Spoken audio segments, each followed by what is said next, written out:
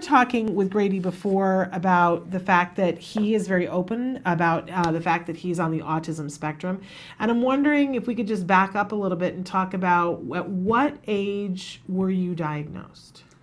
Relatively young, because my mom has had experience in working with autistic children.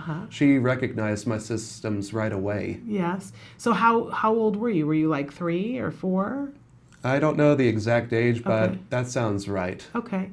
And back then, there were lots of different designations of autism. There was PDD-NOS, there was classic autism, and there was Asperger's. Do you know where you fell in that sort of... Well, I think I'm more towards the Asperger's Okay. section. Okay.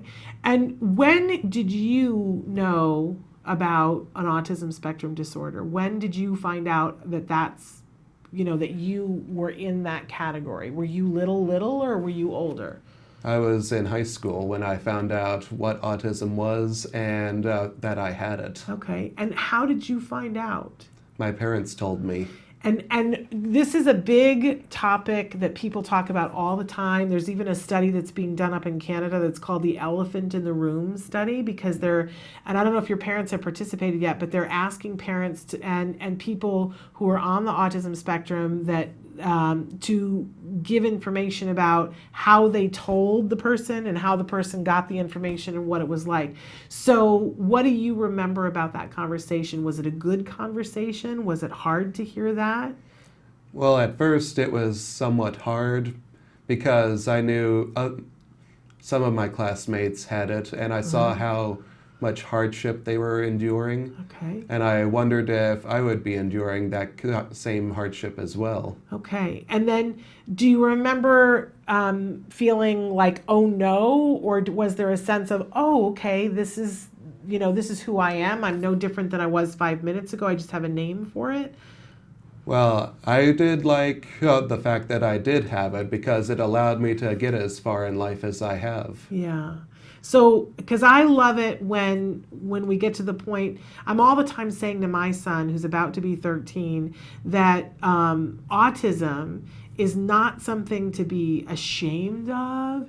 It's not something to feel bad about. It's you're different, but different in ways that are indescribable and sometimes really wonderful and lucky to be different that way. That there are some things that I'm so glad that he is different that way. And then when we talk about the things that he struggles with, it's funny to me that I don't think of those anymore as being part of the autism. I think it's a byproduct of the autism and can be dealt with. Does it seem that way to you too? I think so.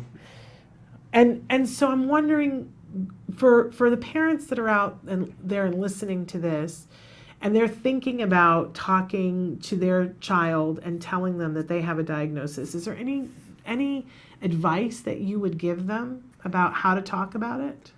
Well, if you're able to identify the symptoms in your child as soon as possible, then I recommend you let them know as soon as possible. That way you can give them the treatment they need as soon as possible. I love that advice. And what about for young people who may already know that they're on the spectrum? Do you have any advice for them about what it's like? Because you're an adult now and you're successful and you're going to college and you published 7 books. I mean, I know people who are, look, I'm trying to get one of my books done, right? And I just can't find the time and get to the point where I get it done. So I'm in awe that you have 7 books and you're 26 years old. To me, that's high success. So what advice do you have for those young teens on the spectrum about what life is like and what you want to say to them? Just that depending on which part of the spectrum you're on, it may be hard now, but if you pursue your goal, if you have one, the rewards will be worthwhile. Yeah. And so as you look into the future, Grady, you've already said that you are working on a graphic novel, and then during the break you were telling me that there's a whole spin-off series that's related to the Young Guardians, but it's a little bit different that you're working on. Can you tell us a little bit about that?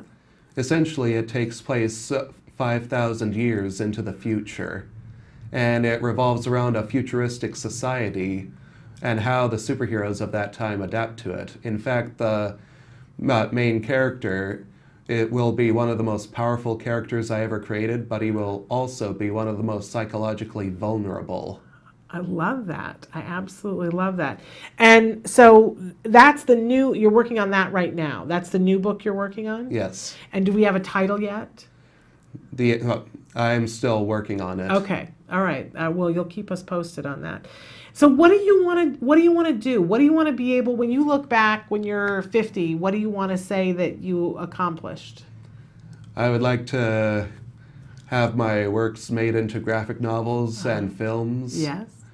Essentially, to put it, essentially, my ambitions for my work is unlimited. Absolutely. I love that.